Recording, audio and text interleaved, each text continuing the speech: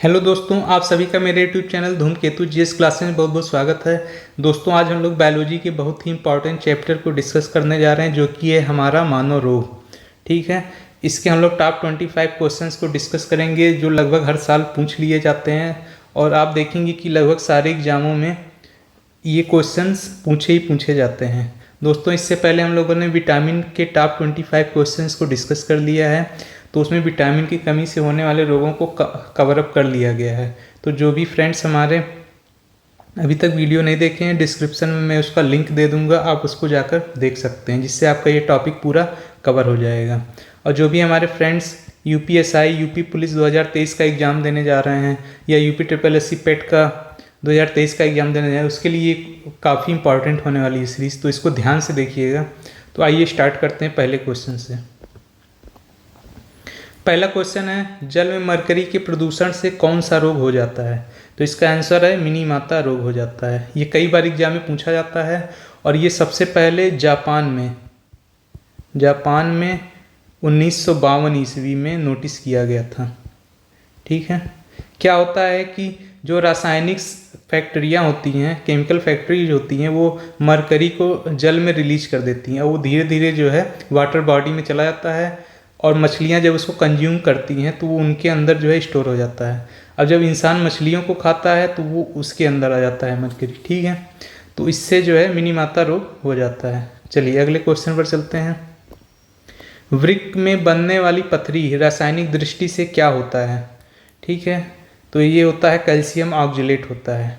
ठीक है, किडनी हमारी जो होती है, वो जब यूरिन में मिनरल्स का कंसंट्रेशन बढ़ जाता है तो ये मिनरल्स जो है क्रिस्टलाइज होते हैं। ठीक है, कैल्शियम ऑक्जेलेट जो है क्रिस्टलाइज हो जाता है, जिसको पथरी कहा जाता है, किडनी स्टोन कहा जाता है।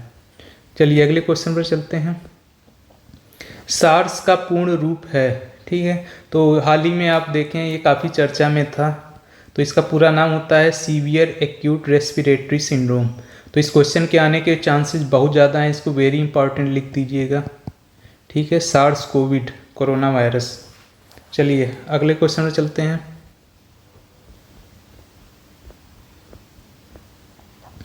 सार्स एवं बर्ड फ्लू के लिए उत्तरदायी सूक्ष्म जीव कौन है? ठीक है, तो अभी अभी हम लोगों ने इसका पूरा नाम देखा था, सीवियर एक्यूट रेस्पिरेटरी सिंड्रोम। तो ये जो है विषाणु या वायरस होता है। ठीक है, तो सार्स को सबसे पहले जो है 2003 में चाइना में आइडेंटिफाई किया गया था, चाइना में। ठीक है, ये हमारे किस बॉडी के पार्ट को अफेक्ट करता है? तो हमारे लंग्स को, यानी फेफड़ों को प्रभावित करता है, फेफड़ों को। ठीक है, नेक्स्ट क्वेश्चन में चलते हैं। मलेरिया रोग का संक्रमण किसके काटने से होता है? ठीक है, तो इसका करेक्ट आंसर है मादा एनोफिलीज मच्छर। मच्छर के काटने से होता है वो तो ठीक है, लेकिन एग्जाम में ये पूछा जाता है मादा एनोफिलीज मच्छर। ठीक है, नाम से पूछा जाता है, तो इसको याद रखिए, ये भी बहुत बार पूछा जा चुका है एग्जाम में, और आगे भी पूछा जाएगा। चलिए नेक्स्ट क्वेश्चन में चलते हैं। हीमोफीलिया एवं वर्णांधता किस प्रकार के रोग हैं? तो ये क्या है? अनुवांशिक रोग हैं। ठीक है, अनुवांशिक रोग वो रोग होते हैं जो रोग पेरेंट्स से, मतलब माता पिता से उनके बच्चों में जाते हैं। ठीक है, अब जैसे वर्णांधता हो गई, तो वर्णांधता में क्या होता है? इंसान हरा और लाल रंग में डिफ्रेंशिएट नहीं कर पाता है कि कौन सा हरा है और कौन सा लाल है। तो अगर पिता या माता को किसी को है तो उसके बच्चों में ये जो है रोग ट्रांसफ़र हो जाता है। ऐसे हीमोफीलिया है, हीमोफीलिया में क्या होता है कि रक्त के थक्के नहीं बनते हैं। ठीक है, एक बार कहीं कट लग गया तो खून निकलता ही रहेगा, तो उसको हीमोफीलिया कहा जाता है। ये भी जो है पेरेंट्स से उनके बच्चों में ट्रांसफ़र होता है, इसीलिए इनको अनुवांशिक रोग कहते हैं। चलिए अगले क्वेश्चन पर चलते हैं। आयोडीन की कमी से उत्पन्न रोग है, तो आयोडीन की कमी से क्या होता है? ग्वाटर या घेंघा रोग कहते हैं। ठीक है, घेंघा को ही मतलब ग्वाटर भी कहा जाता है। इसमें क्या होता है? आयोडीन की जो कमी होती है तो उसमें थायराइड ग्लैंड जो हमारी होती है, थायराइड, इसमें क्या होता है? सूजन आ जाता है, स्वेलिंग हो जाता है। ठीक है, चलिए अगले क्वेश्चन में चलते हैं। इंसुलिन की कमी से उत्पन्न रोग है, ठीक है।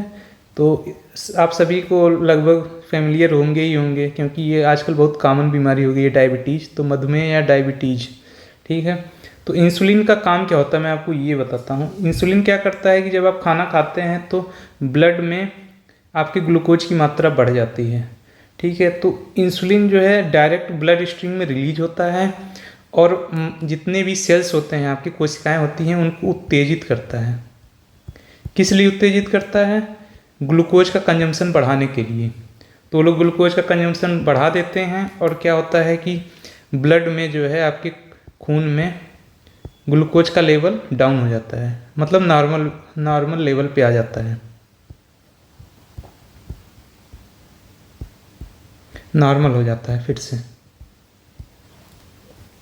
अच्छा, कभी कभी एक क्वेश्चन और भी पूछ लेता है इंसुलिन से कि इंसुलिन का जो इंसुलिन एक हार्मोन है, ठीक है, इंसुलिन का निर्माण कहाँ होता है, ठीक है। तो ये जो है आपके अग्नाशय में होता है, अग्नाशय में बीटा सेल्स के द्वारा।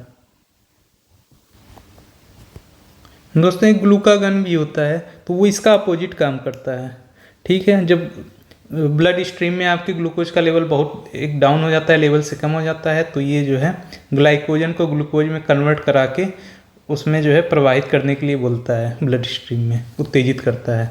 तो ग्लूकागन इसका अपोजिट हो गया इंसुलिन का, ठीक है। ये भी याद रखिए, कभी कभी इसको भी पूछ लिया जाता है। और इंसुलिन तो आपको पता ही चल गया कि इसका काम होता है ब्लड स्ट्रीम में ग्लूकोज की मात्रा जब बढ़ जाती है तो उसको जो है नॉर्मल कंडीशन में लेकर आना, ठीक है। अगले क्वेश्चन में चलते हैं। लोहे की कमी से कौन सा रोग होता है? तो इसको एनीमिया बोलते हैं, इसको हिंदी में रक्ताल्पता भी बोल देते हैं, रक्ताल्पता, ठीक है। रक्ताल्पता भी बोल दिया जाता है। इसमें क्या होता है, हेमोग्लोबिन की कमी हो जाती है। चलिए अगले क्वेश्चन पर चलते हैं। एड्स का पूर्ण रूप है, तो इसका फुल फॉर्म जरूर पूछ लिया जाता है एग्जाम में, काफ़ी इंपॉर्टेंट है। Acquired immune deficiency syndrome. क्योंकि HIV का भी पूरा नाम पूछ लिया जाता है, तो उसका भी मैं बता देता हूँ, ह्यूमन इम्यूनो डेफिशिएंसी वायरस, ठीक। इस वायरस से एड्स हो जाता है। एड्स का पूरा नाम क्या है? एक्वायर्ड इम्यून डिफिशियंसी सिंड्रोम, इसको याद रखिएगा। और एड्स दिवस, अंतर्राष्ट्रीय एड्स दिवस कब मनाया जाता है? 1 दिसंबर को मनाया जाता है हर साल, 1 दिसंबर को हर साल मनाया जाता है, इसको याद रखिए। ये करंट अफेयर में आपके पूछ जाता है, इसका थीम क्या है, वो हर साल चेंज होता रहता है। चलिए अगले क्वेश्चन में चलते हैं। एड्स रोग की जांच के लिए कौन सा परीक्षण किया जाता है? तो अभी अभी हम लोगों ने फुल फॉर्म देख लिया है, लेकिन उससे भी ज़्यादा इंपॉर्टेंट क्वेश्चन ये है, ये वेरी इंपॉर्टेंट क्वेश्चन है। इस समय ये क्वेश्चन लेटेस्ट में पूछा जाता है कि इसकी पहचान के लिए कौन सा परीक्षण किया जाता है, टेस्ट कौन सा होता है? तो एलिसा टेस्ट किया जाता है, याद रखिएगा। ये काफ़ी इंपॉर्टेंट क्वेश्चन है, ठीक है। नेक्स्ट क्वेश्चन पे चलते हैं। टीबी रोग के रोकथाम के लिए कौन सा टीका दिया जाता है? तो किसका टीका दिया जाता है? BCG का टीका दिया जाता है। चलिए अगले क्वेश्चन पर चलते हैं। पोटेशियम की कमी से क्या होता है? तो इसकी कमी से होता है उच्च रक्तचाप, ठीक है। पोटेशियम का फंक्शन क्या होता है? पोटेशियम क्या होता है? मसल्स को रिलैक्स करता है, ठीक है। तो जो भी हमारे ब्लड वेसल्स हैं, तो ब्लड वेसल्स के मसल अगर रिलैक्स रहेंगे तो जाहिर सी बात है ब्लड प्रेशर कम रहेगा, नॉर्मल रहेगा, ठीक है। ब्लड प्रेशर नॉर्मल रहेगा। अब क्या होगा? अब पोटेशियम की कमी हो गई है तो उसमें मतलब स्ट्रेस डेवलप हो जाएगा ब्लड वेसल्स में। तो स्ट्रेस डेवलप होने से क्या होगा कि उसमें संकुचन आ जाएगा और ब्लड का जो प्रवाह है, रक्त का जो प्रवाह है, उसमें प्रॉब्लम क्रिएट करेगा, ठीक है। तो उससे क्या होता है? ब्लड प्रेशर बढ़ जाता है। तो पोटेशियम काफ़ी इंपॉर्टेंट मिनरल्स है हमारे लिए, जो कि हमारे ब्लड प्रेशर को कंट्रोल करता है। और इसकी कमी जब हो जाती है तो उससे क्या होता है? उच्च रक्तचाप या हाई ब्लड प्रेशर होता है, high blood pressure, high blood pressure, ठीक है। ये याद रखिएगा। नेक्स्ट क्वेश्चन चलते हैं। हाइपोग्लाइसीमिया नामक रोग किसके कारण उत्पन्न होता है? ठीक है, तो अभी हम लोगों ने देखा था कि डायबिटीज या मधुमेह रोग जो होता है वो इंसुलिन की कमी के कारण होता है। अब यहाँ पे हाइपोग्लाइसीमिया जो रोग होता है, इसमें क्या होता है, इंसुलिन के अतिश्रावण के कारण, मतलब अधिक जनरेट होता है। जब इंसुलिन बहुत ज़्यादा मात्रा में हमारे ब्लड वेसल्स में प्रवाहित होती है तो क्या होता है कि ग्लूकोज का लेवल बहुत कम हो जाता है, ग्लूकोज का लेवल बहुत कम हो जाता है।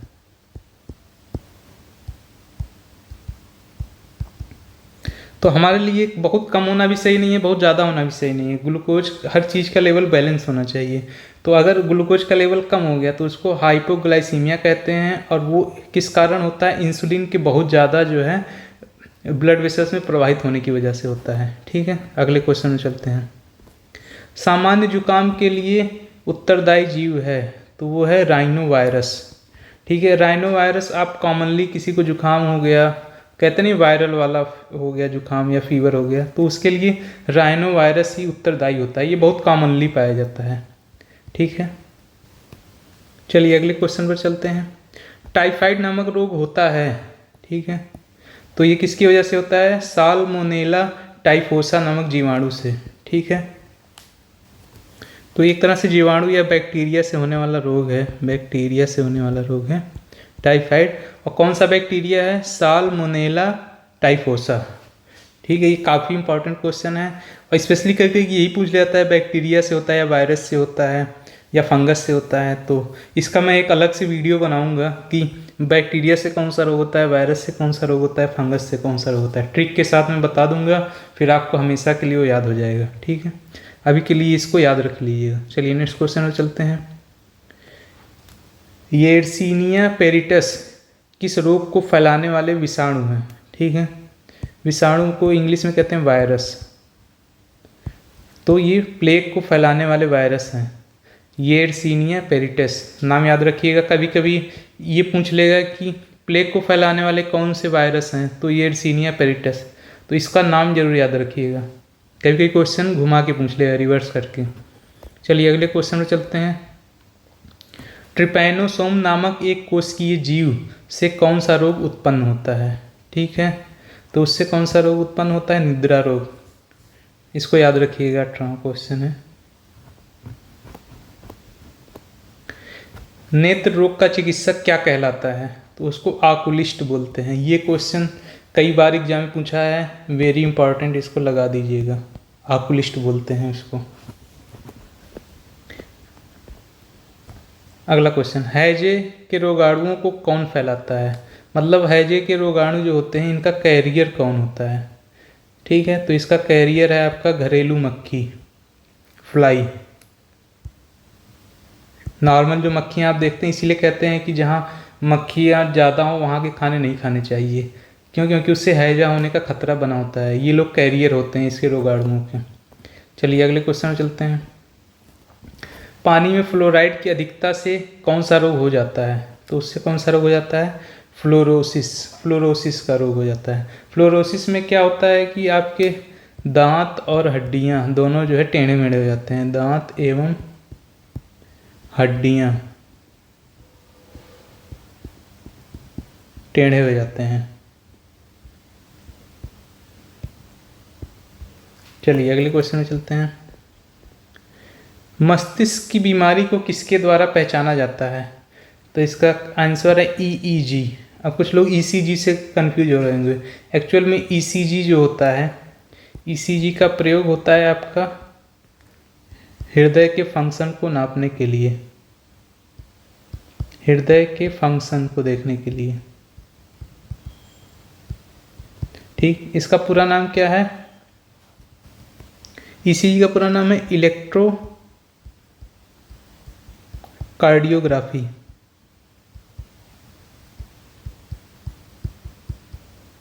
ठीक, अब ईईजी का पूरा नाम देख लेते हैं।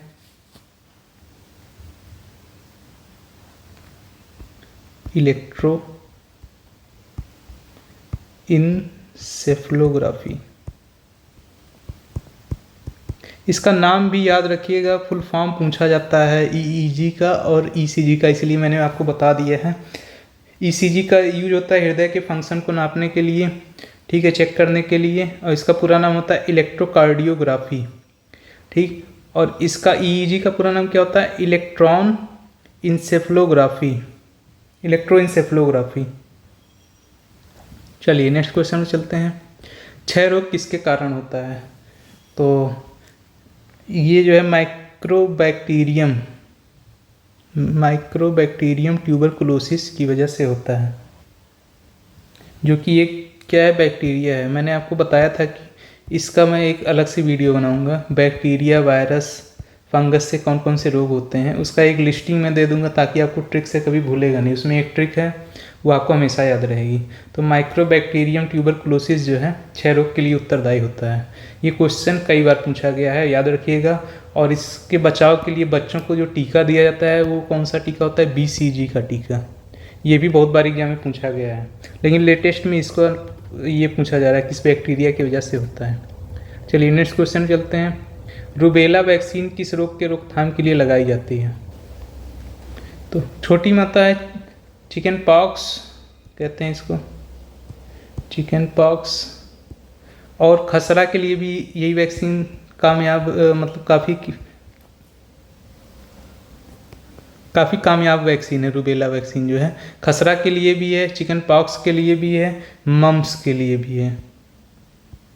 ठीक, अगला क्वेश्चन, ब्लड प्रेशर नापने वाली मशीन को क्या कहते हैं? ठीक है, आपने देखा होगा कि डॉक्टर एक ये ऐसे रखा रहता है यूं, ठीक, और इसमें एक हवा भरने वाला मशीन होता है और यहाँ हाथ पे जो है लपेटा रहता है ये, तो इसको भरता है, यहाँ पे एक रीडिंग बढ़ती है। तो इस मशीन को क्या कहते हैं? स्फिग्मोमैनोमीटर कहते हैं। इसका नाम याद रखिएगा और ये एग्जाम में पूछ भी लिया जाता है। ठीक है, अब इसके आगे हम लोग नेक्स्ट क्वेश्चन, एक बोनस क्वेश्चन मैं आपको दे रहा हूँ, इसमें ये जो डॉक्टर आला यूज करते हैं इसी के मशीन के साथ में या अलग से भी यूज करते हैं, तो उसको क्या कहते हैं? तो नेक्स्ट क्वेश्चन हमारा यही है कि डॉक्टरों के द्वारा हृदय की गति या हृदय की धड़कन सुनने में किस यंत्र का प्रयोग किया जाता है? तो इसको बोलते हैं आला, जो हम लोग नॉर्मल भाषा में आला बोल देते हैं। तो उसका टेक्निकल नेम क्या है? स्टेथोस्कोप है। ठीक, इसकी खोज किसने की थी ये भी मैं बता दे रहा हूँ। 1816 में रेने लेनेक ने की थी।